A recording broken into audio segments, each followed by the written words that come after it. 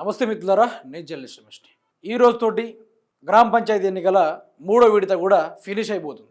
ఇక సమస్యల గురించి రేవంత్ సర్కార్ ఏం పట్టించుకోవడం లేదు.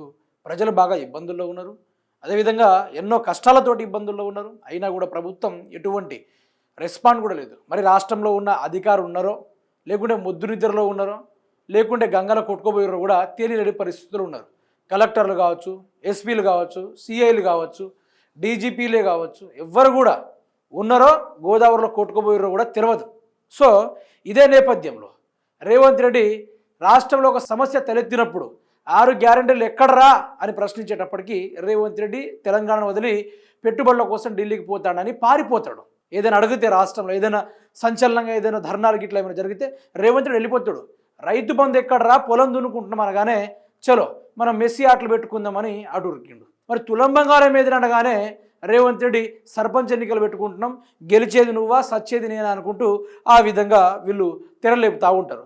సో ఇప్పుడు మొన్నటి వరకు రేవంత్ రెడ్డి సర్కార్ ఏం చేసిందంటే, ఈ పార్టీ ఫిరాయింపు ఎమ్మెల్యేలు వాళ్ళు నేను చెప్తే రాలే, నాకు వాళ్ళతో ఎటువంటి సంబంధం లేదని వాళ్ళు, మరి పార్టీ మారి ఫిరాయింపు ఎమ్మెల్యేలు మేము ఏ పార్టీలో ఉన్నామో కూడా మాకే తెలియడం లేదు, ఏ పార్టీలో ఉన్నామో గా పార్టీలో ఉన్నామని వాళ్ళు తెగేసి చెప్పేశారు.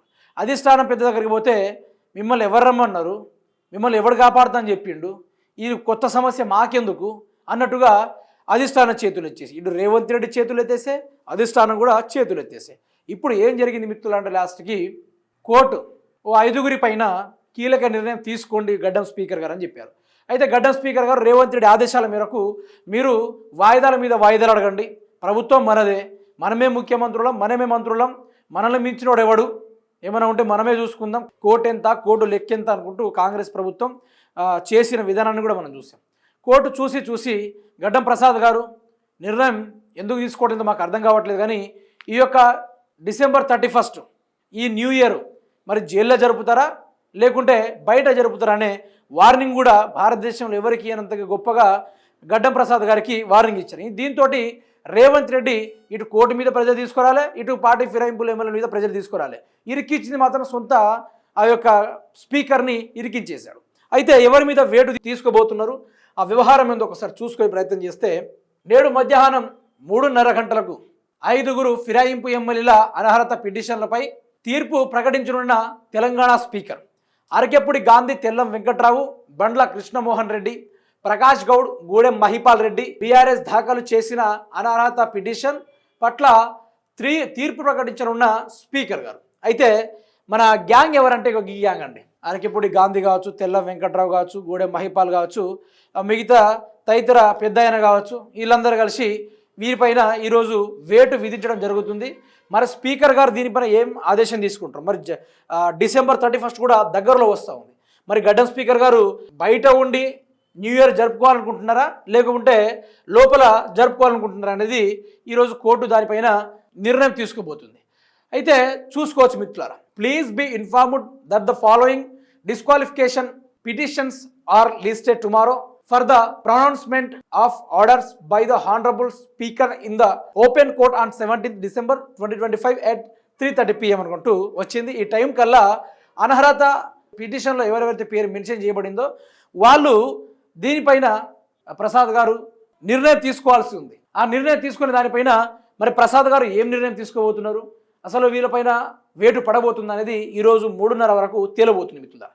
అయితే పిటిషనర్స్ ఎవరైతే పిటిషనర్ పెట్టారో ఒకసారి చూసుకోవచ్చు.